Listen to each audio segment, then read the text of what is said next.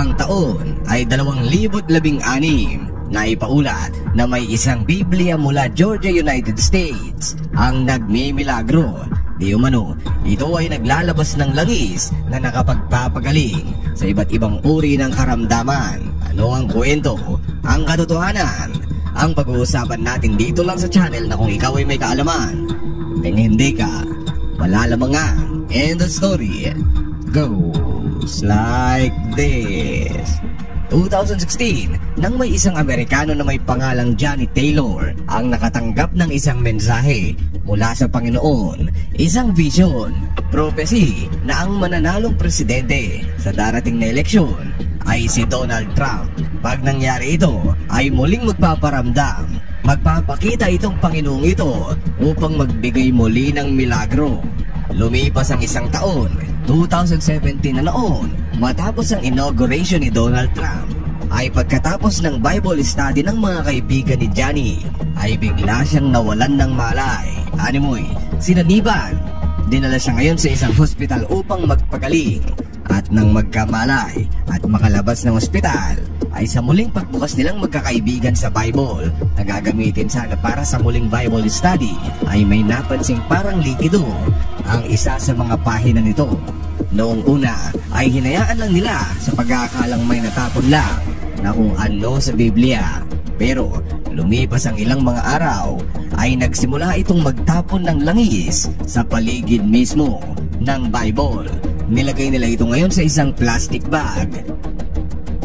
Nang gagamitin na ang Bible para sa pagba-Bible studying muli, ay laking gulat ng magkakaibigan dahil nakita nilang yung plastic bag ay himalang naglalaman na rin ng langis. Minabuti nila ngayong ilipat ito sa malaking lalagyan, and well, pati yung sisidlan ay kahit na malaki ay milagro pa rin napupuno ng langis. Nagmimilagro ang tunay, ang Biblia. Lumipas ngayon ng ilang mga buwan, ay may kaibigan silang nagtatrabaho sa isang laboratorio. Minabuti nilang ipasuri ito para malaman kung may taglay ba itong kung anong kemikal o kung saan nga bagawa ang sinasabing milagrosong langis. Doon ay nalaman nilang ito ay tulad lang din ng ibang mga langis na mabibili rin sa mga butika. Ngunit may quote-unquote unknown properties na hindi nila madetermina. Wala sa table of elements na uri ng kemikal. Sus, maniwala ako dyan. Sigurado ako yung dulo ng kwento mo ay ire-repack nila yung langis tapos ibebenta. Siguradong paldo si Pastor. Mali. Diyan ka nagkakamali, Badong, dahil may dalawang mensahe ang natanggap ni Johnny sa kung sino mang Panginoong yon na nagbigay sa kanya ng vision.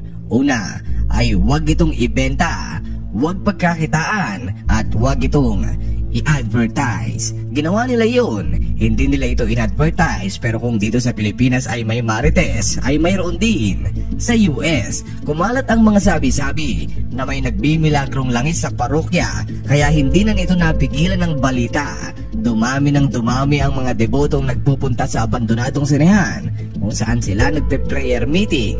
May ginagawa silang parang public gathering para sa mga taong gustong makita ng personal ang Biblia na naglalabas ng langis. Yung taong nagmamayari ngayon ng Biblia ay ginagawa naman ang bilin sa kanya na huwag itong ibenta, kundi ipinamimigay nila ang langis ng libre sa lahat ng taong pupunta sa ginagawa nilang prayer gathering sa iba't ibang lugar. Malapit sa una nilang kinalalagyan, unang pinagmilagruhan nito sa Georgia upang ipalaganap ang balita. O tingnan mo, nag-a-advertise na sila Kahit na ginagawa nila ito, ay hindi naman sila umano kumikita sa pamimigay ng langis dahil ito naman ay libre. Anyway, may isang professor of religious studies mula Indiana University ang bumisita sa nagmimilagrong Biblia upang makita at imbestigahan. Ika niya ay isa ang pangyayari iyon sa mga hindi ka panipaniwalang nakita niya sa kanyang pag-aaral ng mga relihiyon, dahil hindi tulad ng ibang mga self-proclaimed pastor na sinasabing, "Hoy, kayong mga tao, may milagroso kong langis mula sa Panginoon. Bigyan niyo ako ng pera pambili ng sasakyan at magandang bahay at ibibigay ko ito sa inyo." Ika pa niya ay napakapuro ng intensyon ng milagrong ito na huwag pagkakitaan at walang perang involved. Lumipas ngayon ng ilang mga buwan, 2019 na rin noon, ay dahil nasa digital age na tayo, ay naging digital na rin ang kalakalan ng pastor dahil may website siya noon na kung tawagin ay his name is flowingoil.org na deleted na. Unti-unti pa ngayong lumago ang parokya ni Johnny. Lumabas na rin siya sa iba't ibang talk show at napanatili ngang malinis ang record na hindi nga nila ito pinagkakakitaan. Sakop nila ang physical at nasa online na mga tao.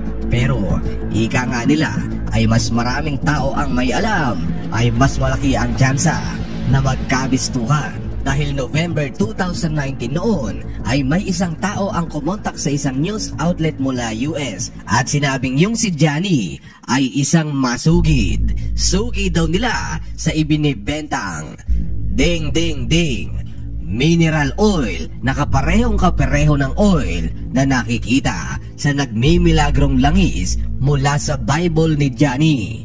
Dito na ngayon pumasok ang mga pulis para itigil ang malaking blasphemy o kalapastanganan na ginagawang ito ng parokya. Sinampol nila yung binibili doon sa supplier ng mineral oil at yung galing sa Biblia.